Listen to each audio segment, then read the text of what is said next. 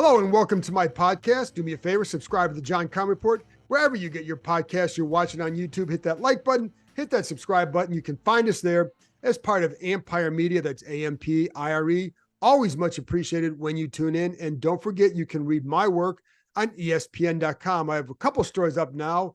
The reaction from inside the organization, from Ron Rivera, some of the players, to the trades of Montez Sweat and Chase Young.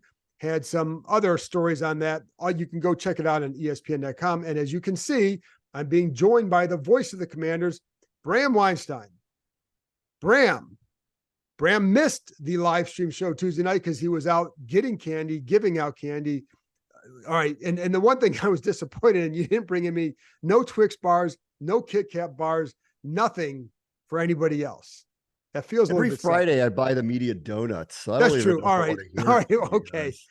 All right. That's my a good point. My little secret on Fridays for the small contingent that show up for the final availabilities before the game. I buy them all donuts. That is true. So I'll pipe down. Anyways, but I wanted to get your reaction to the trades. I mean, people heard me talk all about it last night, but I'm just curious what your thoughts were on the trades of Sweat and Young. It's not a surprise. In all likelihood, because they didn't pick up Chase's fifth-year option, which we talked about a lot in the offseason, and I'll be frank, I didn't firmly agree with that at the time. They set themselves up to have to make a decision. I think we knew that there was almost no chance that they were going to re-sign both of them. So it did set up for something like this to happen.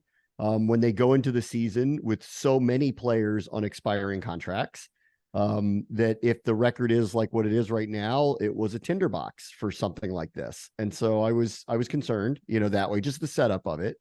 And then, it's really hard, like, it's not that any of it is a surprise that either one of them were traded, but they are first round picks. They are on their rookie contracts. They are still young. One of them's the number 2 overall pick. When we drafted him, we all had visions of him becoming the next great face of the franchise, great defensive player, the next Dexter Manley, here or something like that. And it just didn't materialize that way for a lot of reasons, obviously. And a lot of it had to do with injuries. But that doesn't make it easier to swallow it. Like, right. I never really, it's very hard to be the team in this position. That was hard. It really was. Cause like, I want them to win and I want them to do well. And when you're trading away talented people, cause they both are, very talented people, what I think is prematurely, it is on some level a failure, and there's a lot of reasons why, and I don't blame them or the organization, solely on it, but it is a failure when you're at this point. And so that was hard to take. That said, I think what they got for both players was right in line with what the market should have given them. And so I understand why they accepted the compensation. Right. And I agree with you that there is, when you have the number 2 pick, you want it to last more than 4 years. And, the expectations were massive for Chase Young. I think Montez Sweat, there was a little bit more that you would like to have seen him done as far as getting, some bigger sack numbers. But he was very solid every year for them. Yes. And I think the hard part for him was, I think they got to a point where they realized that you're going to have to pay way more than you maybe want for him, maybe in that 25 million range. And if that's the case, then it leads to this. But there's still I like what they got in return. I like that they have all these draft picks now, and that they can now, you're going to build in a different way. You're not going to allocate all your resources into one area that wasn't paying off for you. But it's still a disappointment. There's still got to be a little bit of a disappointment that you are at this point with both guys. I mean, we've spent, John, 4 years talking about that being the unit that would turn the franchise around.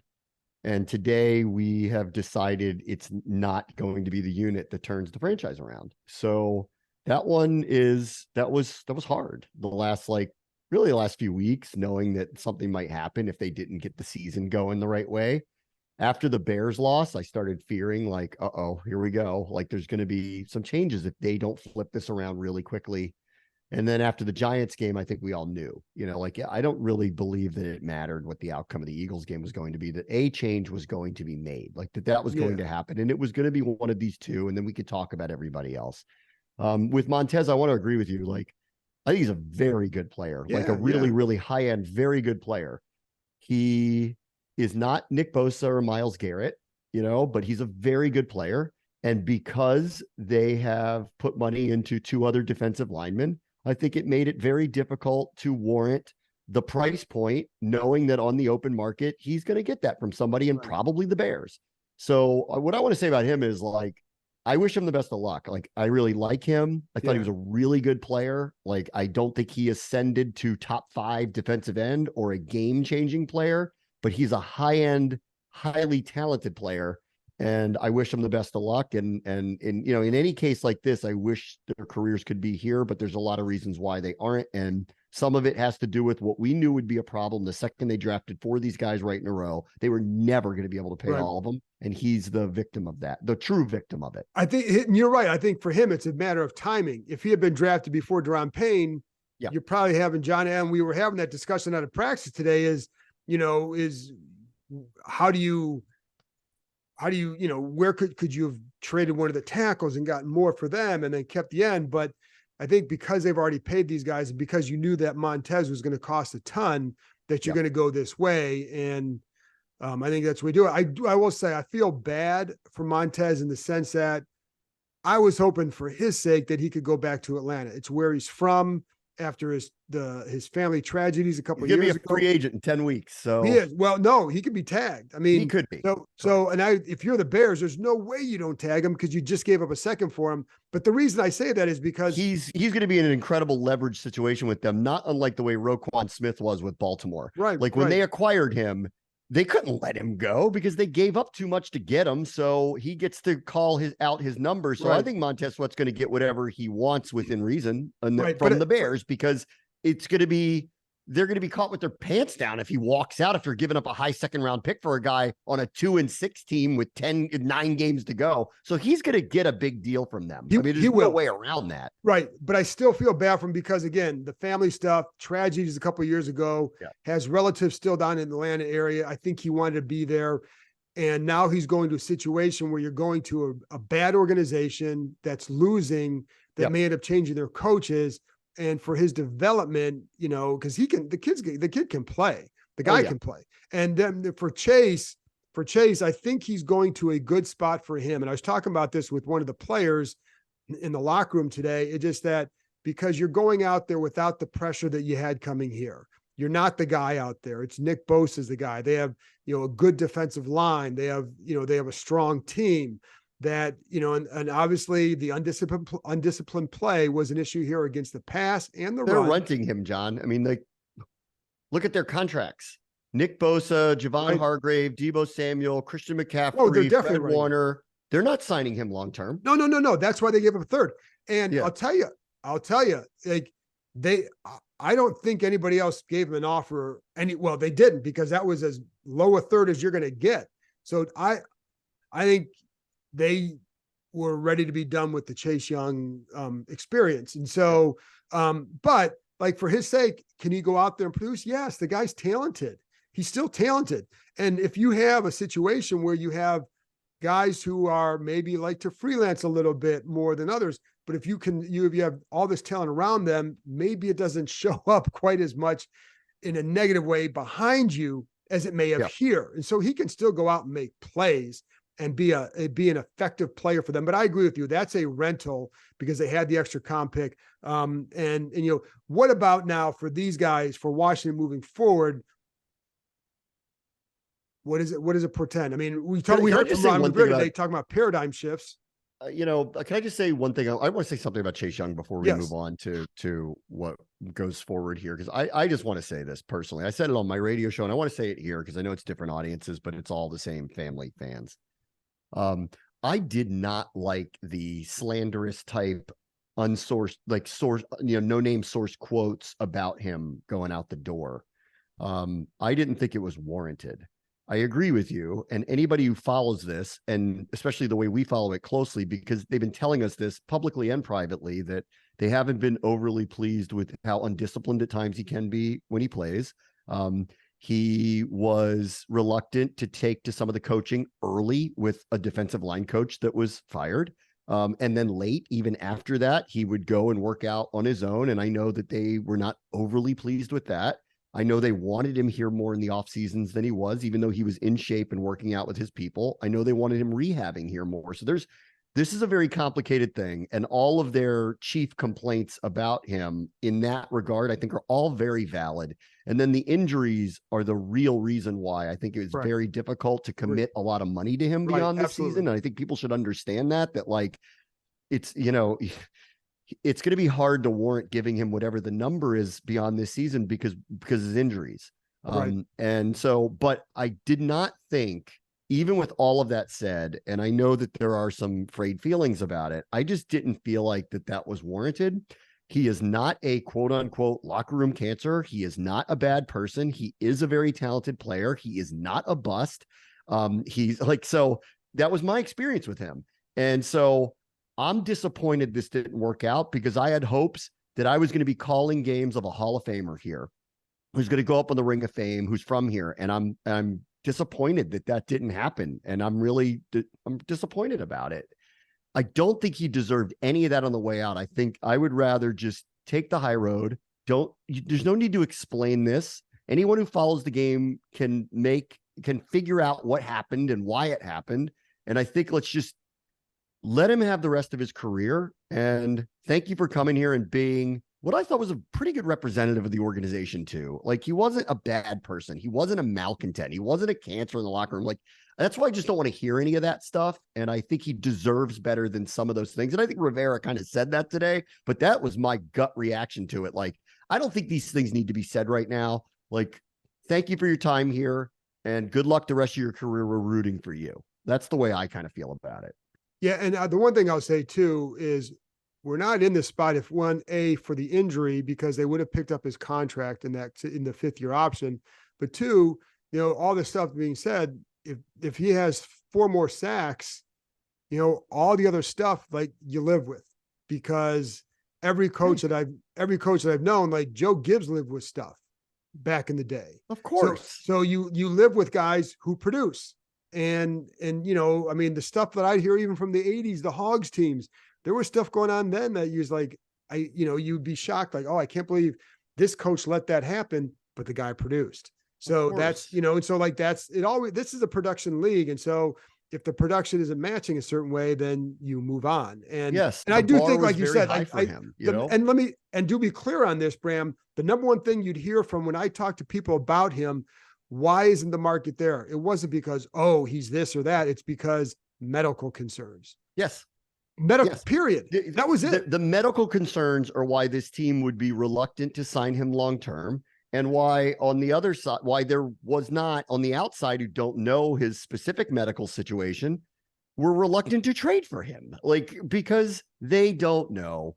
And he is a free agent. And so he ends up in a really good spot. He's going to a really good team that's got a shot to take a run. He doesn't have to be the prominent number 1 player for them. And if it doesn't go that well, oh, well, they don't owe him anything on the other side. And if it does, they can try to talk to him, I guess, about the future. But considering the amount of very high level contracts they already have committed out there, and one to a prominent defensive end, and to a prominent defensive tackle, I do have a hard time buying that he's going to get a long-term deal there. But, whatever it is for him, I wish him the best of luck because I enjoyed covering him and I enjoyed calling his games. And every time he came off the edge, I couldn't wait to say his name because I was so hoping he was going to be the guy that becomes our superstar. And that's a disappointment today that, I think we're very lucky that McLaurin's become this for us. And we have others that are, prominent, candidates to do things like this. Our quarterback is showing signs of it. Jahan Dotson could be this for us. John Allen, Deron Payne have shown flashes of being able to do this stuff too through the years. But like, he represented something like LeVar Arrington or Sean Taylor, or just the type of player that can be franchise changing. And it didn't happen. And that part is it is hard to take and disappointing, even as we turn the page. Yeah, yeah, absolutely. And yeah, I agree. It's always a disappointment with that. And especially when a guy who has that much ability and he come in with that much hype and you're from the area, et cetera, et cetera, et cetera. So but you move on. So You move on. Right. and, It's football. You move on. Prominent players leave teams all the time.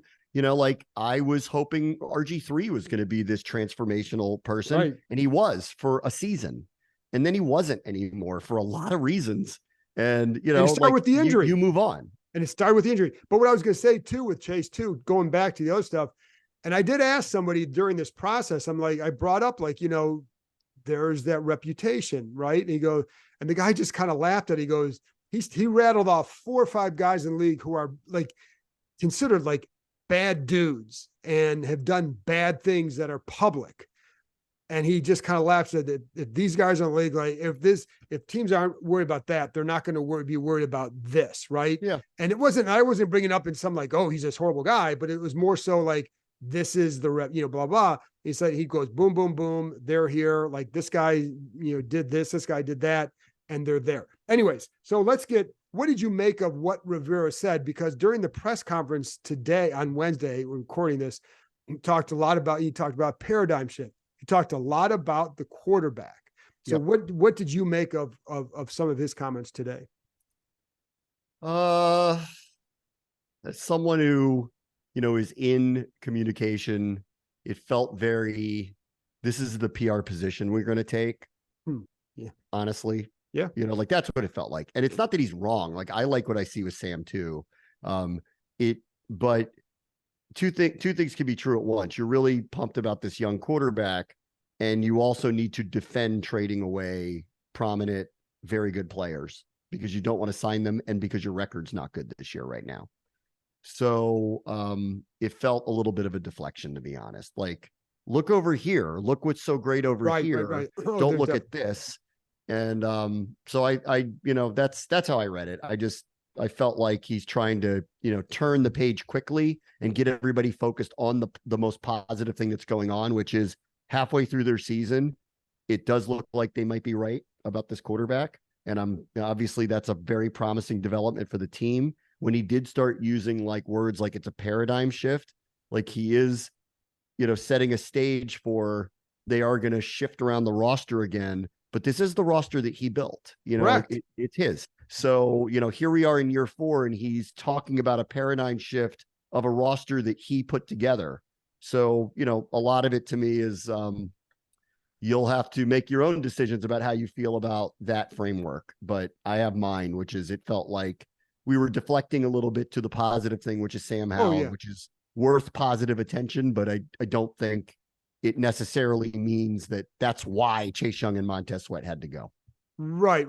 And I think there's different reasons for each guy, as we've discussed. And I think to be honest, for Montez, if they had only gotten a 3rd round pick for him, he would still be here. Because I think, the value is still greater to them here in that regard. But that said, but with the comments today, I agree that, a lot of it was looking to the future. Now we don't know. And I'll be honest, he doesn't know if he'll be part of that future. That's right. But I think what it is, like, hey, maybe this franchise was looking for a quarterback for decades has finally found a guy who can be here for a little bit. And it's hard. I like what I've seen from him. It's still hard to know fully where he's going to go with all this. Of course. I think that's hard to know. But the signs are there. His disposition, I love. Like nothing seems to bother the guy. Against the best team in the NFC, toe-to-toe with them 2 times. They didn't win 2 times. The second game, he made some mistakes late that hurt them. The first game, he made some heroic plays that saved them and maybe should have gotten an opportunity at the end on one play to beat them. And maybe they'll rethink that down the road. I don't know. I do like what I see. I think I've said this for a while, he's the most accurate quarterback we've had here since Kirk Cousins. He's already set franchise marks for, career yardage and completion percentage first 9 games of a career, and consider the offensive line and the sacks that he's taken and that's the case. So he's been for, his first impressions go for 9 games. He's been great. Yeah. I've been very happy with him. And I do think there's, a possibility here. They're gonna, it's interesting though, like the whole thing was if we build the roster, we can plop a quarterback in, which changed to we have a quarterback that's making no money, but we might have something to him. Let's develop him. And then the roster. So there's room because you're not paying a quarterback $50 million a year. And yet here we are moving away from prominent players. So I think this, I think organizationally, I think, and this is for a new owner to figure out, and whoever's advising the new owner, whether it's the people that are in the building or the people who aren't, whatever, like it's up to them to figure out, do they like the direction it's going now? Because it does feel like it swerved. And so I think, it's only up to them to determine if it swerved more than they think it should have, or if they actually are in line, visually with what is being sold today. Right. And I think it also went in terms of paradigm, and we got a couple more minutes here, but paradigm shift too is how you're going to allocate your resources. And that, and what I think it's clear that while yes, Sam Howell may hold the ball, you need stronger protection up front. So some of those resources are absolutely going to go to that offensive line.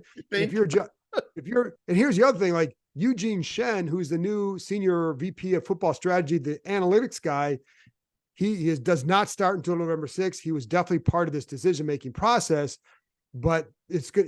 Guys like that look and say, where do you allocate your resources? That's why I think there's been a change in some of this thinking as to what to do and where to allocate that. And offensive line is absolutely has to be that. It'd be part of that discussion. Let's finish up on the players going forward, because, being in the locker room today, and when you talk to guys like this, it's kind of a jarring move for the locker room, right? Because as someone else, a couple of players said, these guys were like, they're big guys. Their presence filled the locker room. And, Montez is a loud guy. I mean, Chase, when Chase walks in there, when Montez walks in there, they have a strong presence. But, for a lot of players, it's like, well, how do you get over it? First of all, you miss these guys. However, like Jeremy Reeves isn't there anymore. Not that he's the same player, but you get used to guys being in and out, and you get used to guys getting hurt and leaving. So I don't know that it's going to affect them like from a being down standpoint. It's just like, hey, now someone else has an opportunity. James Smith-Williams, Casey Toohill. So what do you think of their opportunity? And, here's the other thing. 2 years ago, they played well with these two in there. Now, the defense as a whole started playing better, but the defense did not suffer, and they didn't suffer last year when Chase wasn't on the field either. So, there is some proof that these two can go in and be effective and help them if the rest of the defense gets shored up. So what is your take on the D going forward? It's interesting. It's funny to say this because they're the second worst scoring defense in the league. And they're giving up more explosive plays than anybody else in the league. And yet they're top 10 in sacks and pressures. In fact, top 5. Like, you might be surprised to know that, but it's actually, that is what's happening here. Yeah. So does as they like to say, the coordination up front and everybody working together, if they have players who are more disciplined in their roles, allow for them to not be hit with as many explosive plays? That would be progress. Do I think over a long period of time that they will have the same amount of pressures and sacks? That would be depreciating the presence that Sweat and Young bring out there. Those guys, and therefore, I don't expect that to continue, but I'm open to being surprised by Toohill and James Smith-Williams and F.A. Obata and maybe the rookies getting some opportunity now, like Andre Jones getting a few opportunities. I'm open to being surprised that they can have a similar impact. But Montez Sweat is, maybe not a Pro Bowl player, but he's on the cusp of something like that. I don't think you just replace people. No, like you that. don't. And he's good against the run over too. a long period of time that you're going to get the same production. I just don't believe that. So I think in the short term, I'm hoping, because these guys are going to get up. They're up for contracts too. Smith-Williams and Toohill are up for contracts. So I think, this is a golden opportunity for them. It may allow for Jack and the message to get across, because there's consistently been they're not working together and people go rogue at times. And I think that there's a possibility now that they'll get a little more coordination up front. And if in the end that helps them, limit the explosive plays, be a little more disciplined in their rush lanes and limit some of the scoring, then on the short term, this is a positive. Long term, I am not huge on letting talent go, but you do have to make choices in a cap league, and you do have to make choices based on injury for sure. And in both cases, that's why these players are not here. So you play with what you got. And oh, by the way, they have 2 Pro Bowl / all pro level defensive tackles that could step up and start looking like the guys that I remember from last year. And if they start doing that, then the defense will probably vastly improve as well. Right. And I think you're right. Like Montez, those guys, for all the stuff that said, and first of all, it wasn't just Chase Young who would be freelancing at times. Every one of those guys was doing that at times. But so there's a couple of things. Last thing for me, they're facing a good offense to get healthy against this week. If they can't stop this offense, the Patriots offense is not good. So they need to Mac Jones last 2 weeks been a lot better than he was first 6. Like last week was it? Higher completion percentage, lower turnover rate. Like it's still a struggle for him. It's still a struggle for him. And he's like losing receivers all the time. So it's not a really great, but but this defense has not been a good defense. So their offense is looking at this like, hey, there's a chance to get healthy for them. And I take nothing for granted after the Bears and the Giants game. Giants playing with no offensive lineman and a backup quarterback and had 250 at half. Trust me, I take nothing for granted. They got to show me. That's the way I feel. Of course. Yes. But this is for them. This is, if you're going to get a start, it's going to come against an offense has not been explosive, et cetera. But yes, you have to go do it. The other thing I'm curious to see in this game is how much do you change your pressures? Because when these guys were out a couple years ago, they got a little bit more aggressive, creative with some of their looks.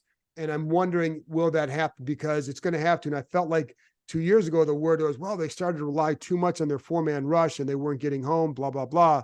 And, now they were getting decent pressure this time, but will you change up some of your looks to apply some more heat?